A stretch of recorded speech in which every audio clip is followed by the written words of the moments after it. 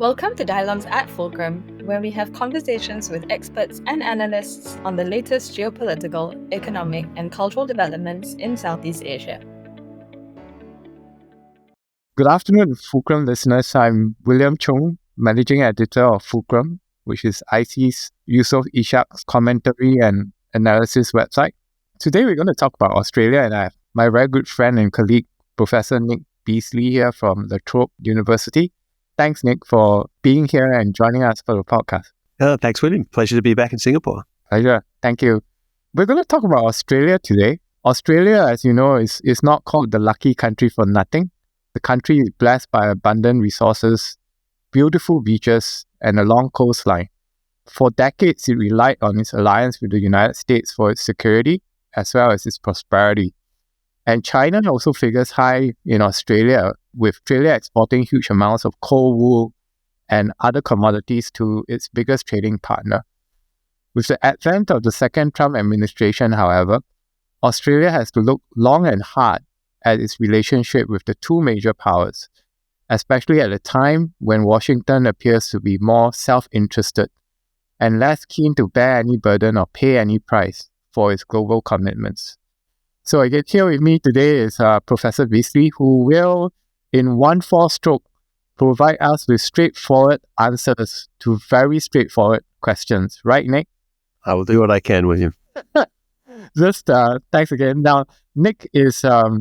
Professor Bisley is the Dean of Humanities and Social Sciences, and he's a Professor of International Relations at La Trobe University in Australia. He's the immediate past president of the Australasian Council of Deans of Arts, Social Sciences and Humanities.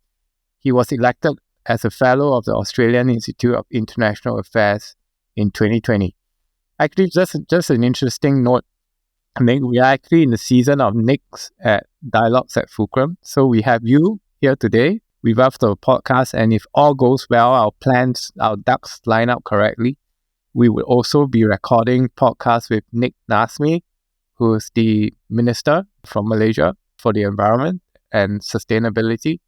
And there'll be another Nicholas Van Storm, if I pronounce his last name correctly, the Managing Director for Asia and the Pacific at the European Union External Action Service. So congrats for being the first of three Nicks in our series, Nick. You selecting your speakers by the correct criteria, which is the finest name that exists on the planet. It's pure happenstance. No, I know what you're doing. If we score a fourth Nick, then it's not happenstance anymore. So then you're in troubling territory. All right.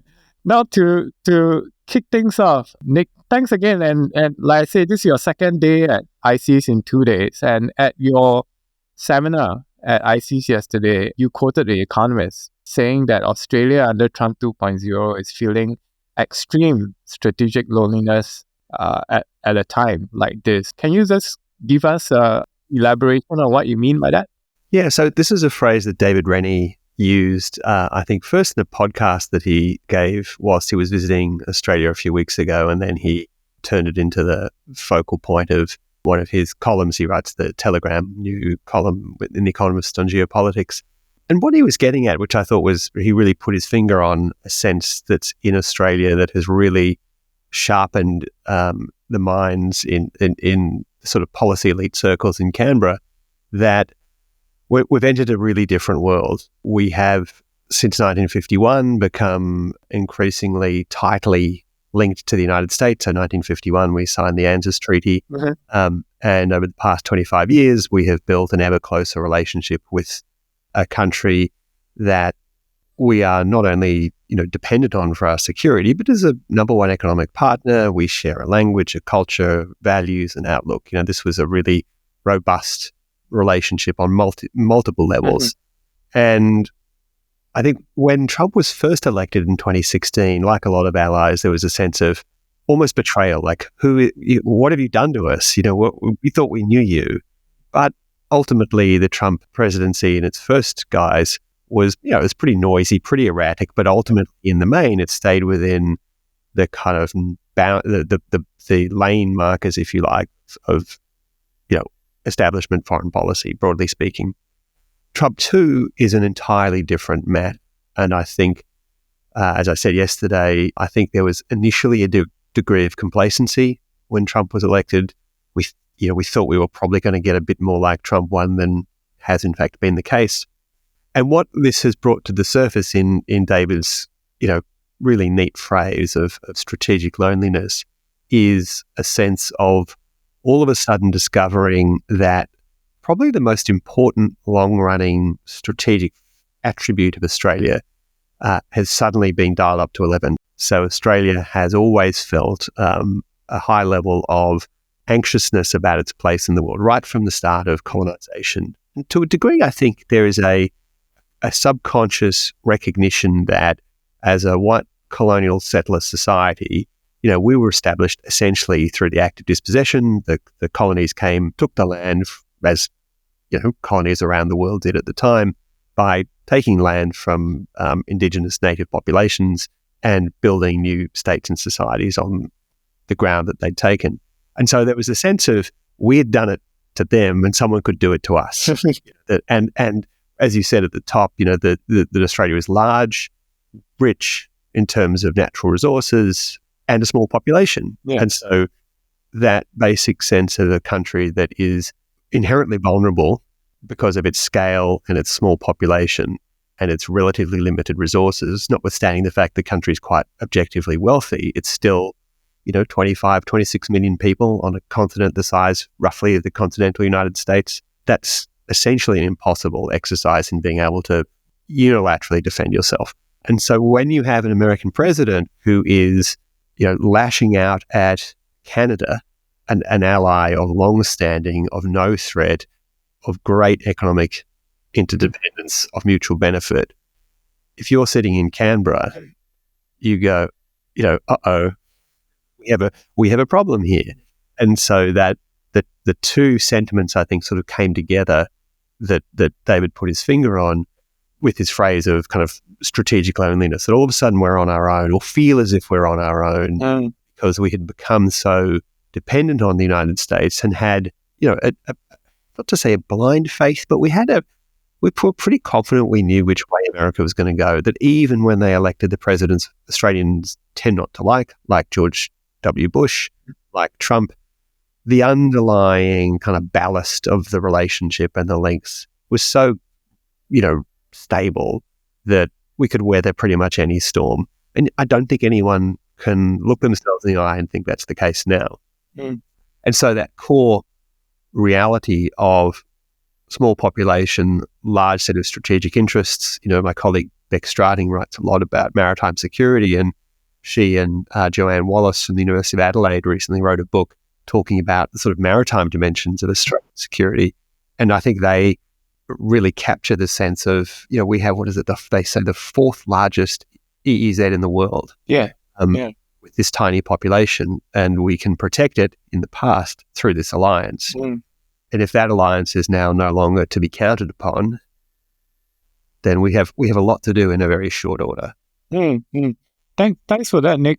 Just a quick follow-up question. Now, so this kind of sense of strategic loneliness, is it only confined to the elite, the policy-making elite, the political leaders and their officials, or is it something that is keenly felt even among, your ordinary Australian, your ordinary man in the street? We don't know, to be perfectly honest, because I think it varies quite considerably where you are in society and the extent to which there is, people who focus on foreign policy and defense and strategic matters. It's not a huge number, but there's probably two things. One, like everywhere, American politics is now popular culture.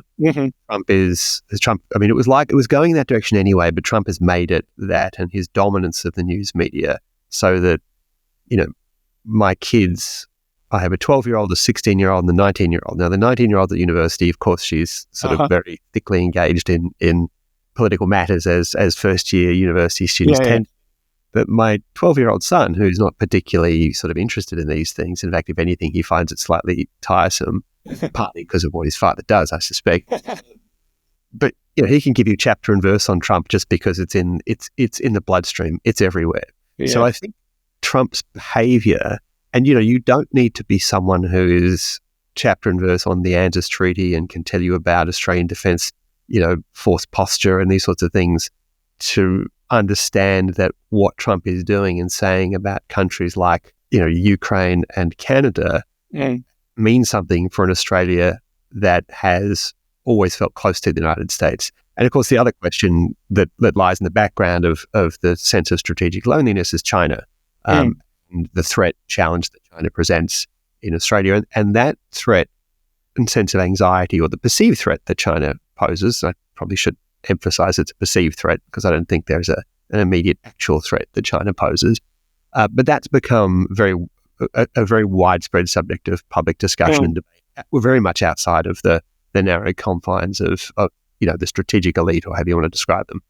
So I think those two things together mean that my sense is, the popular culture and Trump and politics and the sense of a rising China and a perceived threat means that my hunch is that this is a sentiment that's beginning to get a bit more widely spread. At the very least, it's just, what are we going to do?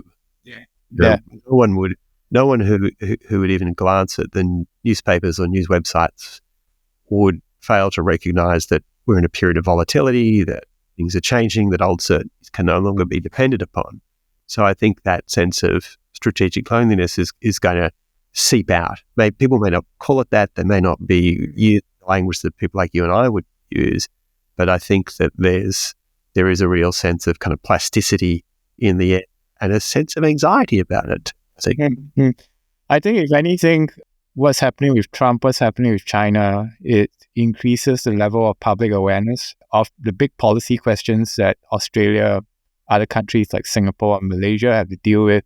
And it's good for business, our business, the commentariat.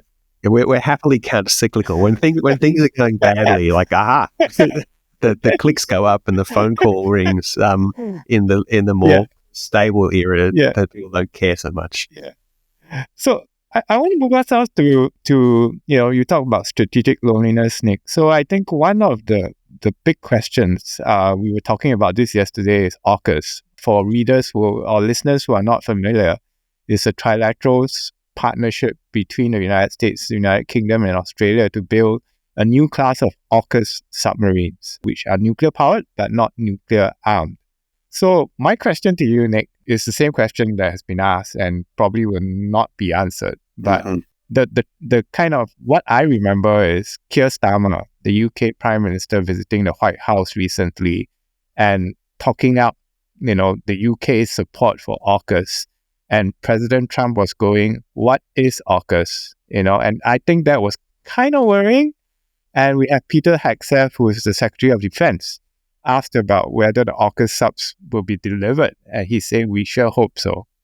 And then we had Albridge Colby, who is a nominee for Undersecretary of Defense. During his confirmation hearings, he was saying that he was doubtful if, the AUKUS subs will be delivered to Australia simply because it will reduce the availability of subs available to the US Navy. So from your vantage point, Nick, give us the $6 million answer to this question. I think it's $360 million to be precise. I think that the balance of probabilities is that the AUKUS submarines, now probably actually to step back a second just for people who've not been following, the AUKUS plan has several phases for the acquisition of nuclear-powered submarines. The long-term plan is the AUKUS class submarine, which is a vessel that will be based on the next generation of British nuclear-powered submarines, which is essentially the replacement for the Astute class submarine, which will be essentially build on and integrate American nuclear-powered submarine technology. That design will be made so that it can be built in Australia and produce ships, boats, submarines, however we call them, by around 2040. So you're not hold your breath.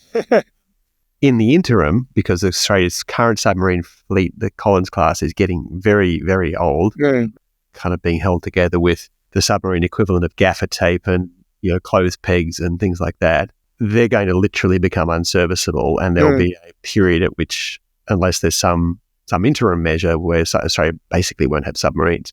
And so the plan for that in between phase was for Australia to acquire several, I think between 2 and 5, second-hand American Virginia-class nuclear-powered submarines, which I believe when it was first flagged, unprompted, the American congressman said, "Don't worry, they won't be clunkers." which we go, we didn't ask if they were, so they were, okay.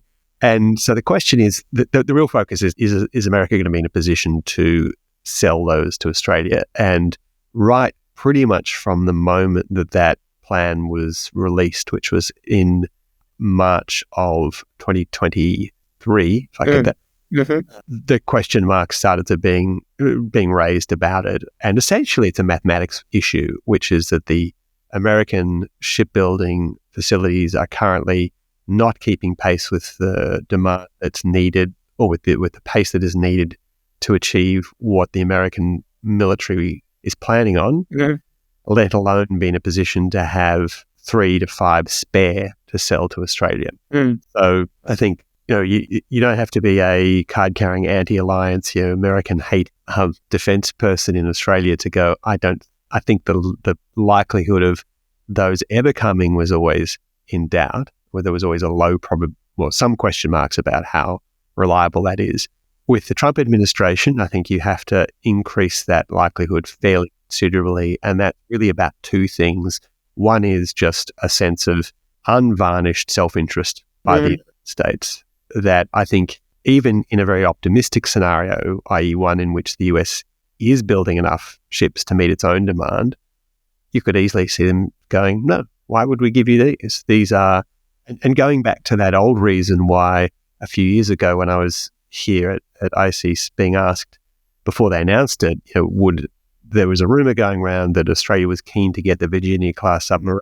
I remember saying at the time, there's no way they'd give us that technology. They'd give that technology to no one. I think Ian's story of this parish said, the old joke of, the US Navy wouldn't sell Virginia-class submarines to the US Army. They keep the technology so closely guarded. So there's that. And with the first kind of overlay, that I think that sense of why would we give these to anyone, I think it is dialed up. But more realistically, I think the balance of probabilities is that America is not going to be in a position to have enough spare Marines, and with at the moment, what looks like the direction of travel in which Trump defense policy is going to go is there's just no way they're going to sell those to us.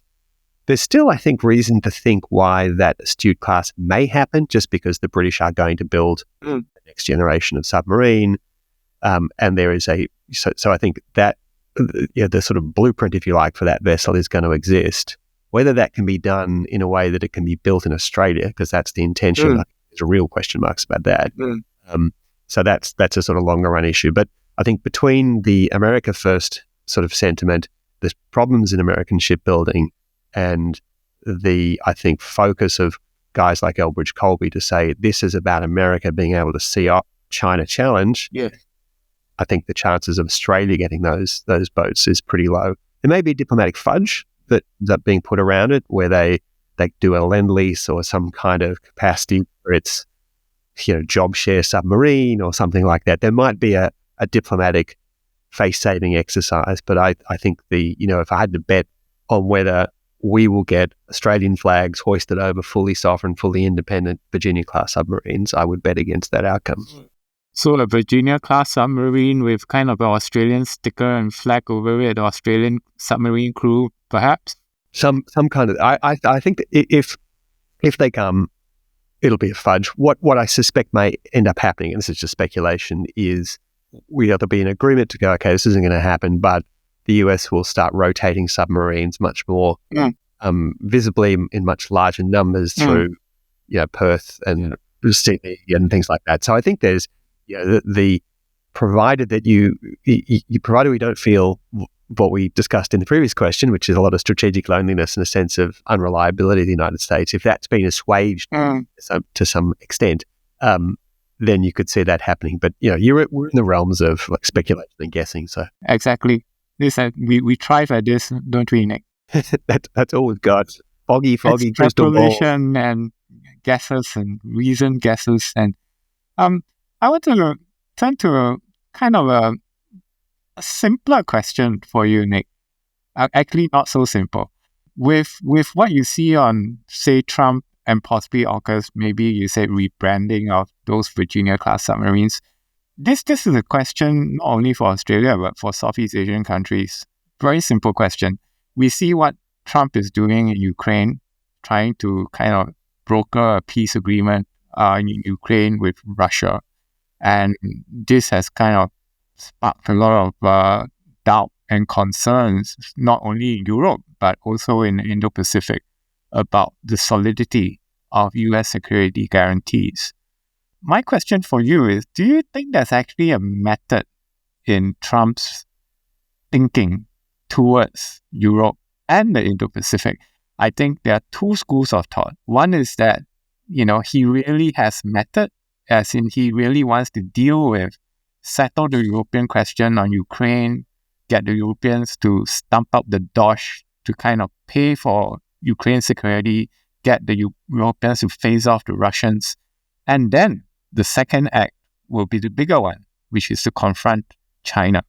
And perhaps Trump hasn't got to this bit of thinking about China, or maybe he's leaving it, for a later stage.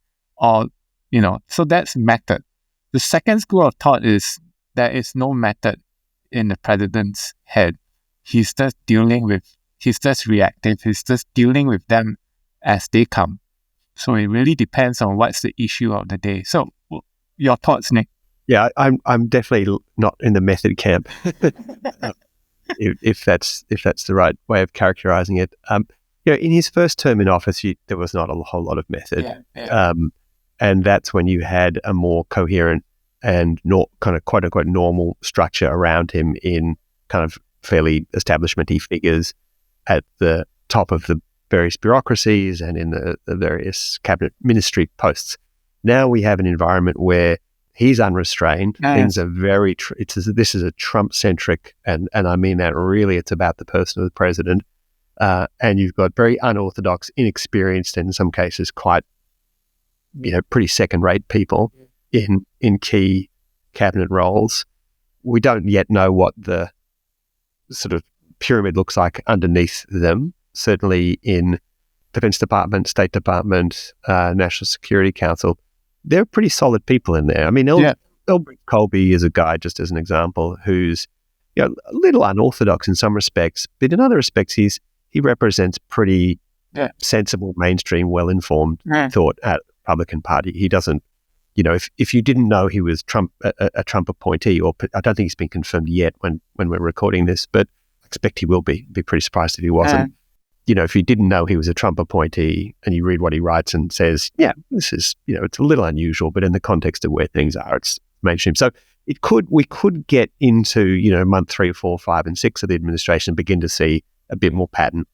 And I should probably caveat this by also saying that we're still only a couple of months in. It's pretty early days. There are big crises out there. He came in, he's got, unlike his first term where really until COVID happened, there were no major crises that he had to confront. Lucky in that respect. He's come in, he's got a war, a major war that has reached kind of a stalemate in Ukraine. You've got a very nasty situation in Israel, Gaza.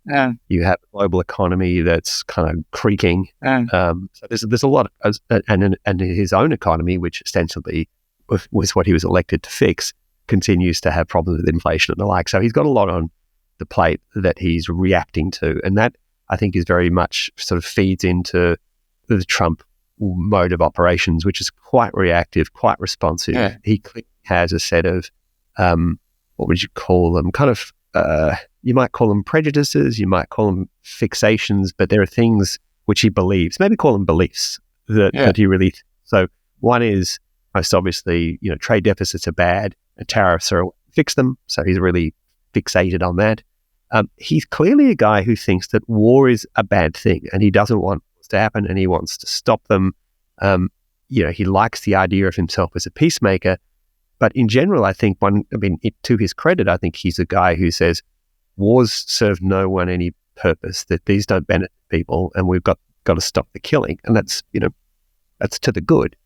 One of my concerns though is that he doesn't seem to be concerned or worried about the way in which you stop the killing, because the how you do it is really important, what comes next.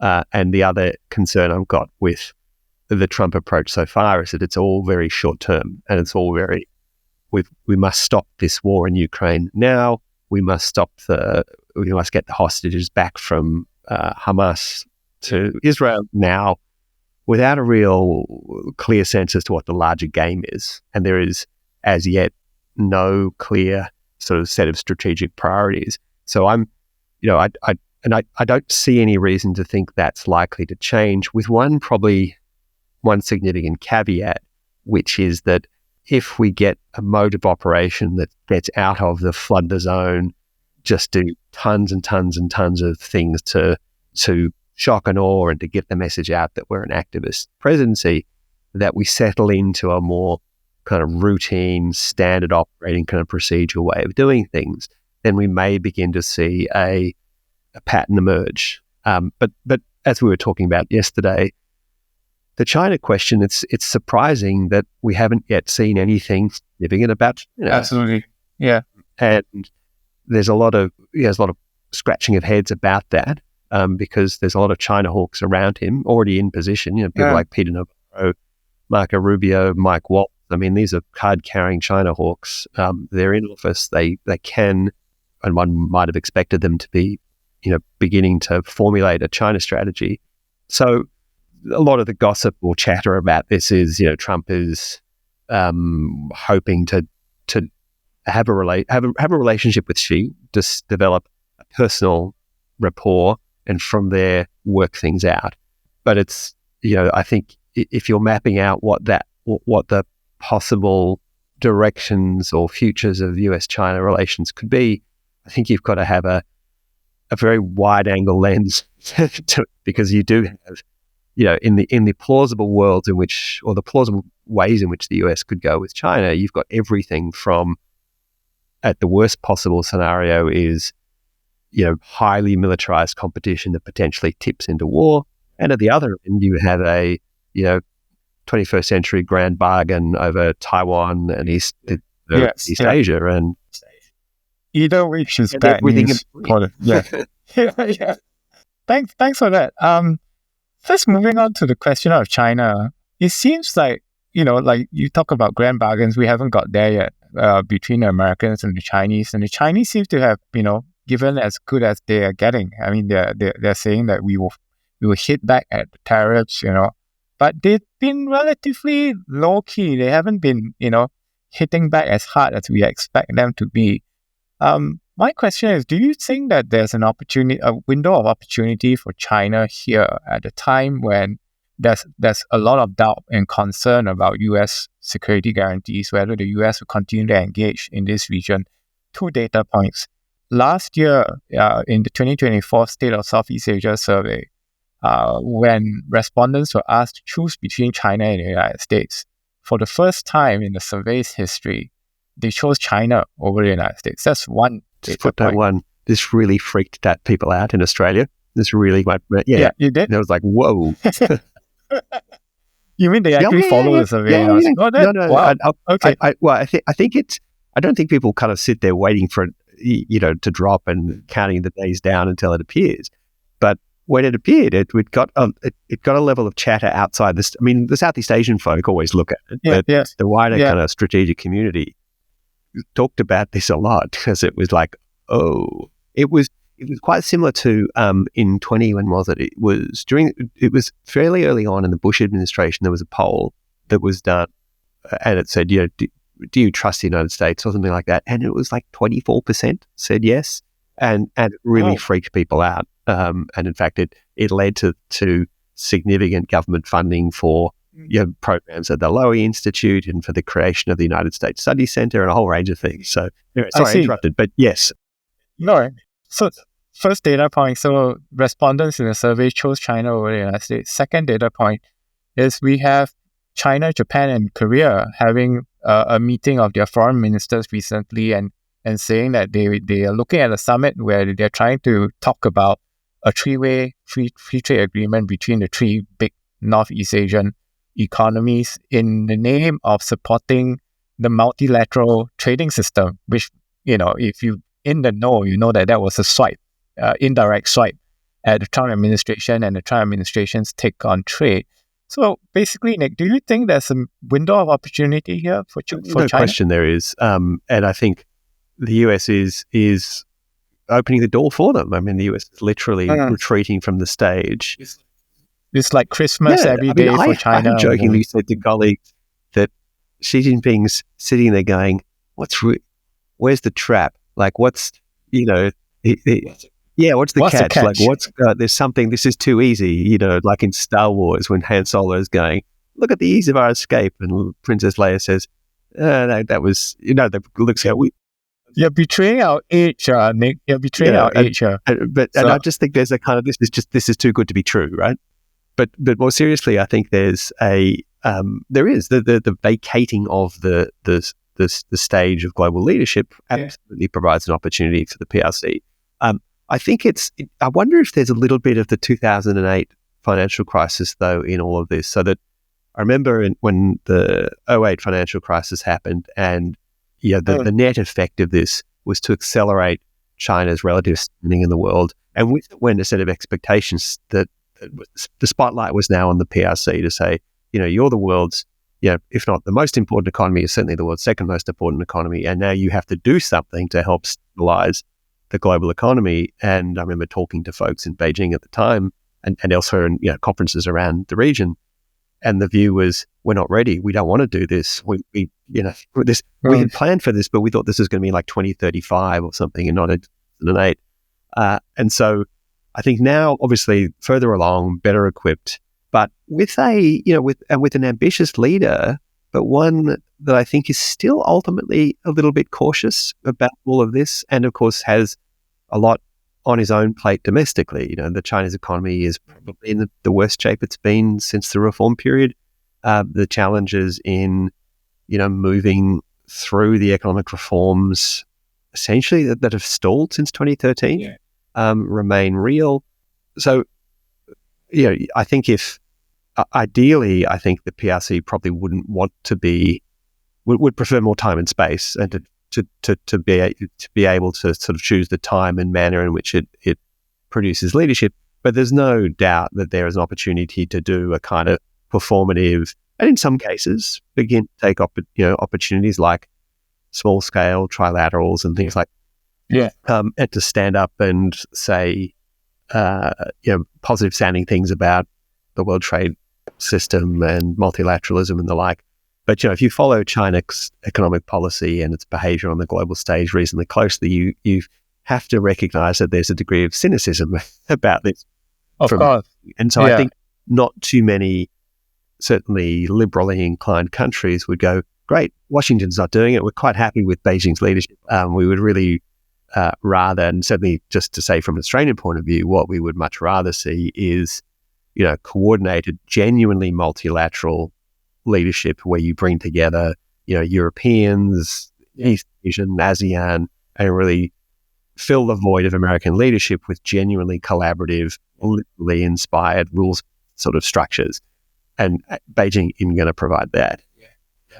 But the US, I think this is one of the things that puzzles us who are partners of the US so much with what the US is doing is, they are shooting themselves in the foot with this. Exactly. The creation of the liberal international order, just as a shorthand for what we've had over the past 7 decades or so, this was not an act of charity. This was not the world taking advantage of the United States. This was creating a world that suited American values and interests, as well as those of others. I mean, there was a degree of magnanimity about it. There was a degree of public good provision and writing big checks to underwrite it. But the United States did pretty well out of it. And it is really, really puzzling, disconcerting, and frankly bewildering to some of us as to quite why and how the Trump people can't see. Yeah, they probably can see that, but it's kind of on a continuum. Liberal international order was a mix of both catering to the U.S. national interest as well as provision of public goods. I think they've just tacked to the opposite, which is more of the U.S. national interest, less of the altruism. And I think there is also a problem that the Americans a problem that's unique to the United States compared with most other countries that did well out of globalization and the liberal international order. And that's around the kind of domestic social function of the state. So, if we all dust off our undergraduate studies of political economy and international relations, the John Ruggies' famous argument about embedded liberalism was really a fancy way of essentially saying, as we liberalize the global economy, we have to compensate for that by building social safety nets and other public good within our societies. And most countries did that different ways. But the United States almost uniquely undercut from the Reagan period onwards all of that social provision. So it sort of put what the Reagan, is the sort of neoliberal period did was put the foot on the accelerator of international economic integration and open markets and the like, while simultaneously undercutting or cutting out those social, And so the hollowing out of the American sort of heartland was a uniquely American act. I mean, this was not some mugging of the United States by the rest of the world. They chose to do this. But in so doing have now created this condition where, that's produced Trump. And it's also why I think we talked about yesterday that I think Trump may go, or Trump eventually will go one way or another. But the political phenomenon that created Trumpism is here for at least a generation, I think. Thanks for that, Nick. Now, turning to Southeast Asia, so, we talked about this at your seminar yesterday, about at the time when the US is kind of looking a bit iffy in terms of its engagement in the region. China is not quite ready. We're looking at, say, Southeast Asian countries are looking at, say, members of the Quad minus the United States, India, Australia, and Japan, thinking of doing more with them in an era when, we basically need to huddle together and find solutions. So what kind of avenues or routes do you think this could take, not only just in the economics realm, but also in security? Yeah, it's a good question, in that I think a lot will hang on whether the Quad continues to go down what I guess you could probably broadly call the kind of international public good provision, i.e. really security, at least as traditionally understood. If it continues to go down that route, there's still lots that could be done. In fact, at the moment, there's a long shopping list of things that all look quite nice, but most of which haven't produced a whole lot. And in some respects, what I think the Quad really does need to do is focus a little less on adding more to the to-do list and getting on with the things on the list at the moment.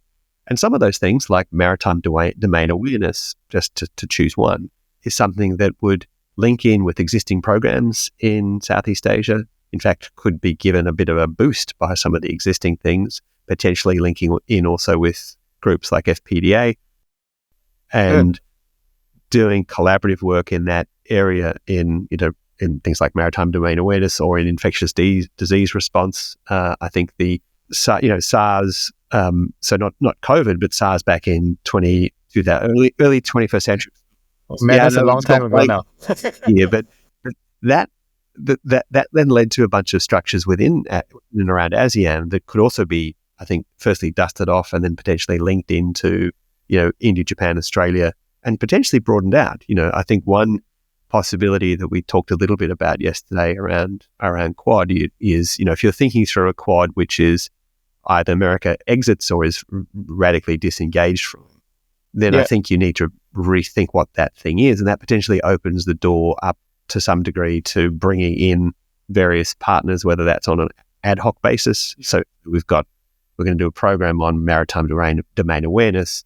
We've got India, Japan, Australia, but we'll also plug in FPDA, or we might plug in, Indonesia, Philippines, Singapore, Malaysia, big key maritime players in that sort of organization. So I think, but my sense, I think with these sorts of activities is that they need to be really functionally defined. So specific activities, they need to be grounded in actual programmatic work that makes a difference and isn't just people like you and me getting together and talking about things.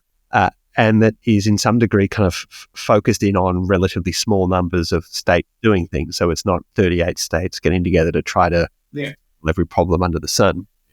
And then I think you've got an environment in which you can tangibly make a difference that people can then look at that and go, oh, that sort of minilateral structure, that's quite beneficial. We've seen these things increase. We now have, all of the participants now have a much greater sense as to what's going on in these spaces in the sea, and that there's a lot of mutual benefit that comes from that. And we can then roll that out into another domain of policy cooperation. And I think that's probably where we need to go rather than big structures. Okay, the US is gone. Let's set up, East Asia Community 2.0 or some grand, 15-country coalition to, remake the social contract in the Asian century. And everyone goes, oh. Yeah, totally agree with you, Nick. I think one of the, like you say, it has to be functional, it has to be small groupings, collaborative. They have to work on areas that will kind of bring mutual benefit. But I think I don't know if you agree with me, but I think that if somehow Trump withdraws the US from the Quad, I think there'd be little reason for him because he's not committing a lot of American resources to it. But if he does, even with the weight of India and Japan and Australia, it's going to be hard to replace. It's just kind of like when the US withdraw from the Trans-Pacific Partnership, for example. It's going to be a big hole and quite an uphill climb for the remaining 3 members of the Quad. Yeah, I think you're right. I mean, the Quad, the US is the key thing in that 4-party grouping. Without the US, what those 3 can do together that's kind of distinctive and moves the needle in any particular domain, to be honest, is not that great. It's bringing the 3 together with the United States that makes it more distinctive. So I think you're right. What may happen, and I think it's probably there's a decent prospect of this, is the Trump administration looks at the Quad and goes, we like this, but we don't like this public good stuff. Sounds a bit woke, sounds a bit DEI, sounds a bit, progressive. Fluffy. Looks like a progressive international system or whatever. What we want this to be is a hard-edged military program. Yeah. And there's constituencies, certainly in Australia for this, there's constituencies in the US already, some in Japan. India is the one that's very uneasy about it. And in fact, even in Australia, there are people who think this is something that we should be doing. There's considerable constituency that says it's not. Because what that's going to do is contribute to a competitive dynamic in the region, and it's going to lead to China pushing back, and you've got, action-reaction dynamics going on. But I think were it to be pushed into a much more hard-edged military structure, I think India would retreat a bit from it. That's my instinct, because whilst India is positioning itself very much as, a country that doesn't want to live in China's shadow, that doesn't want to have a region dominated by the PRC, it also, what it wants is, what's the phrase they use? Like multi-directional alignment, or multipolarity. And they're very keen on ensuring that the kind of cooperation that they're undertaking is not something that creates a anti-China military coalition, which is in effect something that underpins American primacy. And I think if they try to push the Quad into a containment type, mini NATO, this is the sort of that Beijing has described it as in the past in global times and stuff like that. If it in fact becomes that, then my hunch at the moment is that you'd see India just retreat a little bit, not publicly, have a hissy fit and knock over the table and march out of the room. They're too sensible for that. But you could just see a slow walking, just a bit of caution and a bit of, just play maybe a spoiling role in trying to shut. But I think we're a long way from finding out whether that's on the cards. Yeah. Well, in the meantime, I think as long as President Trump is not paying attention to the region when he thinks of tariffs, when he thinks of shaking down allies and partners for, to stump out their contributions for security burdens, I think we're in a good place. The problem is, I think, around the world, and certainly within all of the instruments of the American state, all of the, whether it's the Quad, the chief person responsible for the Quad, for ASEAN, for multilateral engagement, everyone is hoping that Trump doesn't pay attention to them. The Eye of Sauron you mentioned yesterday. I may have, but there is a little bit of a, because he fixates on things. He really, and something that's under his skin, and he really, like the Greenland thing. I mean, I don't think he has any long, historical interest in seizing Greenland, but it's now a thing. Yeah. He's certainly someone who doesn't like to give things up very easily. So you want it's. I mean, to go back to what you said about AUKUS. In some respects, if you're the AUKUS person and Trump says, "What's AUKUS?" Oh, like, great, doesn't know. Long may this last. Or maybe you say, they're talking about whales, sir. They're talking about killer whales. That's what they're talking about. Nothing to see here. I think there's a little bit of that going on. The problem, of course, is this is no way to run. Yeah, a government, right? Yeah. Hoping that the president doesn't pay attention to it. This is the world that we're in. Well, thanks for that, Nick. I think we've covered a lot of topics today, from Trump 2.0, China, Southeast Asia, AUKUS being a new whale. I think we've covered a lot of ground. So I want to thank you again for this time. I truly enjoyed this podcast, the first of 3 Nicks that we are going to have a recording with. I hope the other Nicks can meet or achieve or exceed the standards that we've set. So no, absolute pleasure, William. Thank you very much. Thank you. Thank you for joining us in our conversation on Dialogues at Fulcrum. If you want to access more of our analysis on Southeast Asia, please check out fulcrum.sg. Dialogues at Fulcrum is brought to you by the ISIS Yusof Ishak Institute. We look forward to sharing more insightful conversations with you in subsequent episodes. See you then!